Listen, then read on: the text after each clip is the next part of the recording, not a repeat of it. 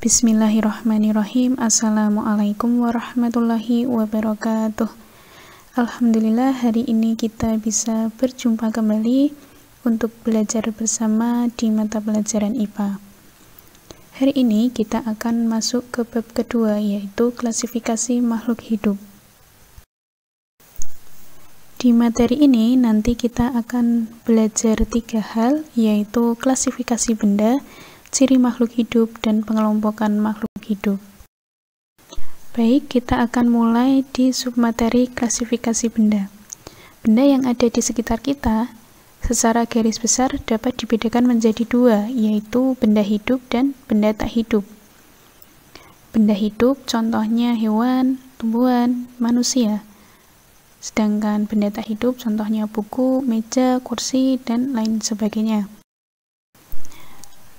Selanjutnya kita akan belajar mengamati benda dan menemukan ciri benda. Di sini saya sediakan 4 contoh benda, yaitu pesawat, bis, batu, dan buku. Nah, nanti kita akan masukkan ke tabel seperti pada gambar. Nah, nanti di sini dilihat dari terbentuknya apakah alami atau buatan, dan dari bentuknya sendiri apakah kompleks atau sederhana.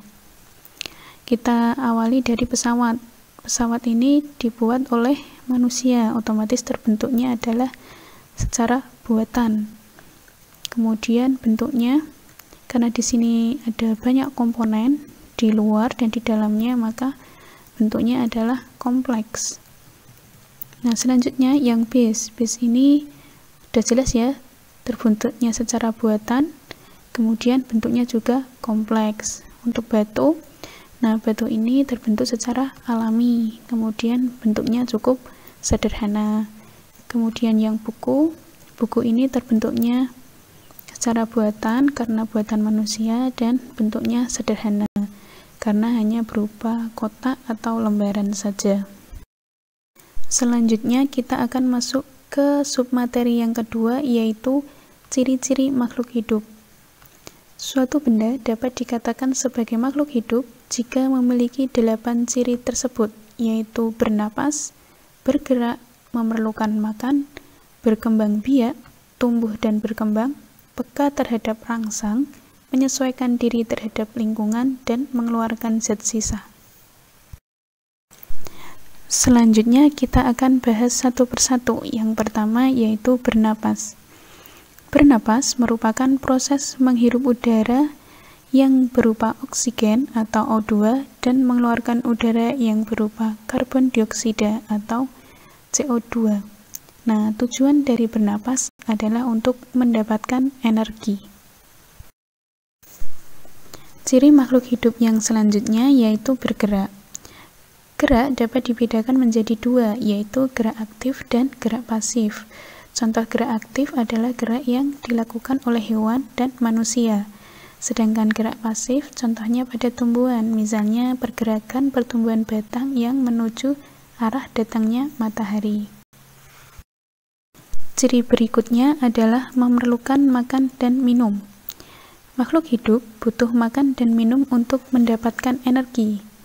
Nah, berdasarkan cara memperoleh makanannya, makhluk hidup bisa dibedakan menjadi 2, yaitu autotrof dan heterotrof.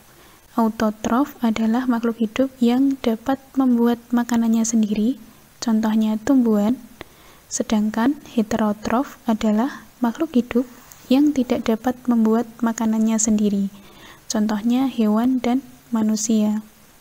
Nah, proses pembuatan makanan pada tumbuhan disebut fotosintesis. Ciri yang selanjutnya yaitu tumbuh dan berkembang.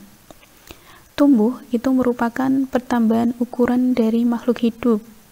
Bisa berupa tinggi, massa, dan volume. Sedangkan berkembang adalah proses menuju kedewasaan atau kematangan suatu fungsi tertentu. Nah, di sini ada contoh pertumbuhan dan perkembangan dari manusia, dimulai dari balita sampai ke usia 70 tahun. Nah, kita lihat pertumbuhannya dulu. Tadi pertumbuhan adalah pertambahan ukurannya. Jika kita lihat dari balita ke usia 20 tahun, kita lihat adanya pertambahan tinggi. Kemudian jika kita mengukur masanya, tentu massa orang ini akan bertambah, terlihat dari ukurannya yang semakin besar. Nah, itu contoh dari pertumbuhan. Sekarang kita lihat perkembangannya seperti apa. Kita lihat dari balita ke kanak-kanak.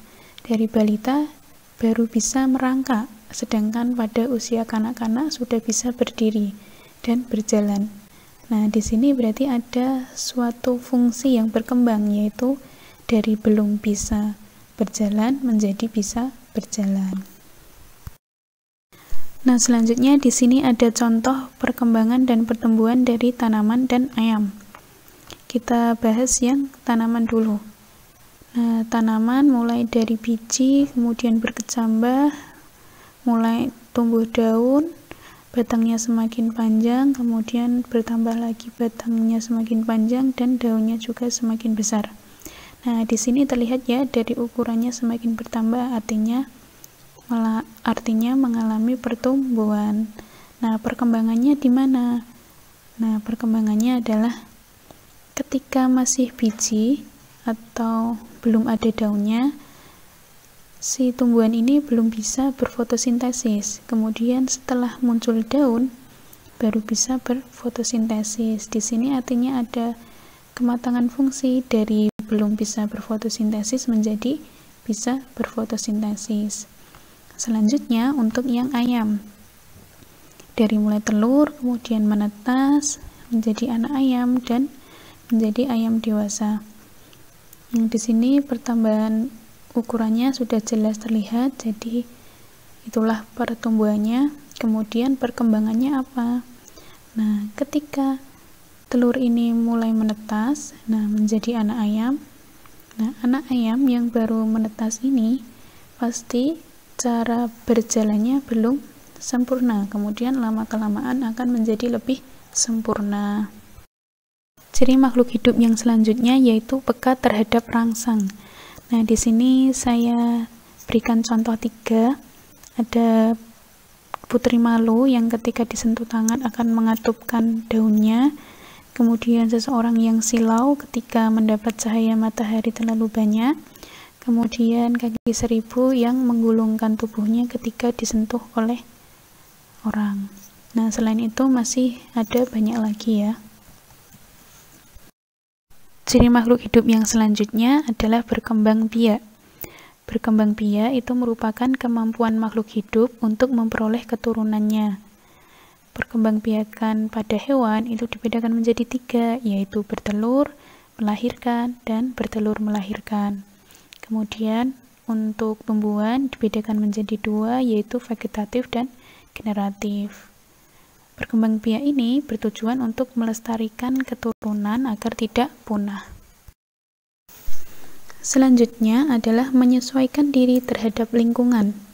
Di sini ada beberapa contoh. Yang pertama yaitu pohon jati yang meranggas ketika musim kemarau. Tujuannya adalah untuk mengurangi penguapan.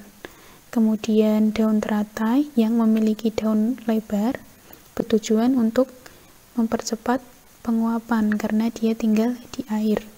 Kemudian ada walang daun yang memiliki warna hijau agar tubuhnya tersamarkan dari pemangsanya. Kemudian unta, dia memiliki punuk ini berisi lemak. Nah, lemak ini digunakan sebagai cadangan makanan. Kemudian ada burung ini memiliki bentuk paruh yang berbeda-beda menyesuaikan makanannya. Berikutnya, ciri makhluk hidup yang terakhir yaitu mengeluarkan zat sisa. Zat sisa ini merupakan zat yang tidak diserap oleh tubuh dan akan berbahaya jika tidak dikeluarkan. Contohnya adalah urin, feses, keringat, dan karbon dioksida. Sekian untuk materi hari ini. Selamat belajar. Jika ada pertanyaan atau materi yang kurang jelas, silahkan ditanyakan di kolom komentar atau di grup WhatsApp. Terima kasih, sampai jumpa di pertemuan selanjutnya. Wassalamualaikum warahmatullahi wabarakatuh.